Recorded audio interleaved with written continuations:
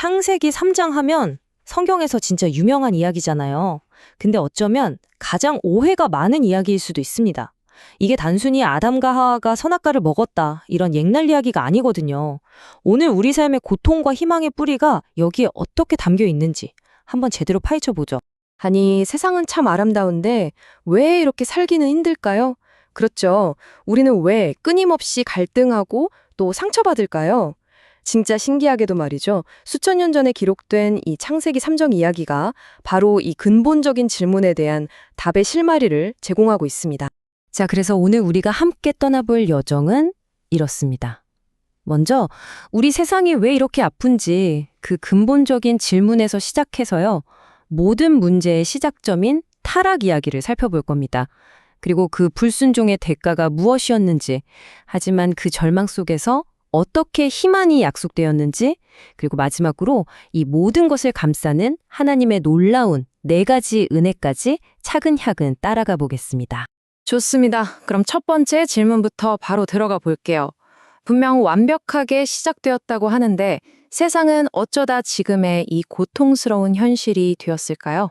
성경을 보면 처음에 세상은 완전 완벽한 조화 그 자체였다고 해요.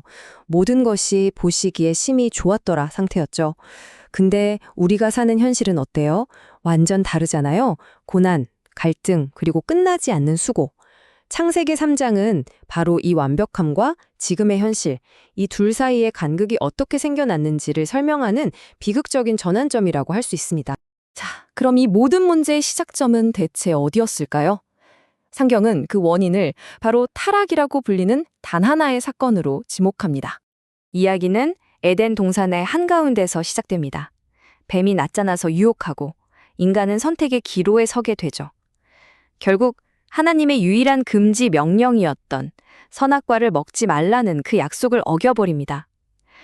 바로 이 결정적인 불순종의 순간, 성경은 세상의 모든 조화에 균열이 가기 시작했다고 말합니다. 아시다시피 모든 선택에는 결과가 따르기 마련이죠. 이 사건 이후에 하나님께서 관계자들을 하나씩 대면하시거든요. 그런데 그 순서가 이게 아주 의미심장해요. 자, 여기 보시는 것처럼요. 심판은 유혹의 근원이었던 뱀에서 시작해서 여자 그리고 남자 순으로 이어집니다. 이게 단순히 순서대로가 아니라 책임이 어떻게 흘러가는지를 보여주는 아주 중요한 단서가 되는 거죠. 그리고 그 결과는 정말 끔찍했습니다. 뱀은 땅을 기어다니는 존재가 되고 여성은 생명을 낳는 위대한 일에 고통이 따르게 되고 관계 속에서 갈등을 겪게 됩니다. 남성은 땀을 흘려야만 저주받은 땅에서 겨우 먹을 것을 얻게 되고요. 그리고 인류 전체는 결국 흙으로 돌아가는, 즉 죽음이라는 운명을 피할 수 없게 됐습니다. 자, 근데 여기서 진짜 중요한 포인트가 하나 있어요. 하나님께서 출산이나 노동 같은 축복 그 자체를 저주하신 게 아니라는 겁니다. 그건 여전히 복으로 남아 있어요. 다만 그 축복을 얻고 누리는 과정, 그 방식이 고통과 수고로 완전히 깨져버린 거죠. 마치 정말 아름다운 선물을 받았는데 그게 온통 가시덤불에 쌓여있는 것과 같다고 할까요? 그런데 말이죠. 이렇게 어둡고 절망적인 심판의 한가운데서 이야기가 정말 놀라운 반전을 맞이합니다. 바로 절망 속에서 피어나는 첫 번째 희망의 약속이 등장하는 순간입니다. 바로 이 구절이에요. 창세기 3장 15절. 하나님이 뱀을 저주하시는 말씀 속에 마치 암호처럼 숨겨져 있는 예언이죠. 이건 앞으로 펼쳐질 인류 역사 전체를 관통하는 어마어마한 영적 전쟁의 서막을 알리는 선전포고나 다름없었어요. 그래서 신학자들이 이 구절에 아주 특별한 이름을 붙였는데 바로 원시복음, 그러니까 최초의 복음이라는 뜻입니다. 정말 놀랍지 않나요? 인류가 실패하고 넘어진 바로 그 현장에서 하나님께서는 이미 구원의 계획을 시작하고 계셨다는 강력한 암시인 셈이죠. 이 두 표현의 차이, 이게 정말 모든 걸 말해줘요. 발꿈치를 상하게 한다는 건 사탄의 공격을 의미하는데요. 이게 고통스럽긴 하지만 결국 회복될 수 있는 상처라는 거예요. 우리 인류가 겪을 시련이죠. 하지만 머리를 상하게 한다는 건요. 이건 게임 끝이라는 겁니다. 최종적이고 치명적인 타격, 바로 약속된 구원자의 완전하고 궁극적인 승리를 의미하는 거죠. 그러니까 싸움은 분명 고통스럽겠지만 승패는 뭐랄까, 이미 정해진 거나 마찬가지라는 겁니다. 자, 이제 이야기의 정말 가장 놀라운 부분으로 넘어가 볼까 합니다. 하나님은 그냥 심판만 하고 끝나시는 분이 아니었어요. 이 절망적인 상황 속에서 하나님께서 보여주신 우리가 놓치지 말아야 할 4가지의 놀라운 은혜의 행동들을 하나씩 살펴보겠습니다. 인간은 죄를 짓고 숨어버렸잖아요. 그런데 하나님은 그들을 찾아오셨어요. 네가 어디 있느냐 하고 부르시는데 이건 막 따지려고 묻는 게 아니었어요. 두려움에 숨어버린 인간을 향해 먼저 다가오시는 깨어진 관계를 회복하시려는 하나님의 첫 번째 손길. 이것이 바로 첫 번째 은혜입니다. 수치심을 느낀 인간이 가장 먼저 한 게 뭘까요? 바로 스스로를 가리는 거였죠. 급하게 무화과나무 잎을 엮어서 옷을 만들어 입었습니다. 근데 이건 뭐 금방 시들고 부서져 버릴 너무나도 연약하고 임시방편일 뿐이었죠. 인간의 힘으로는 근본적인 수치심을 가릴 수 없다는 걸 보여주는 장면이에요. 이렇게 어설픈 인간의 해결책과는 완전히 다르게 하나님은 완벽하고 영구적인 해결책을 직접 마련해 주십니다. 바로 가죽옷을 입혀 주신 거죠.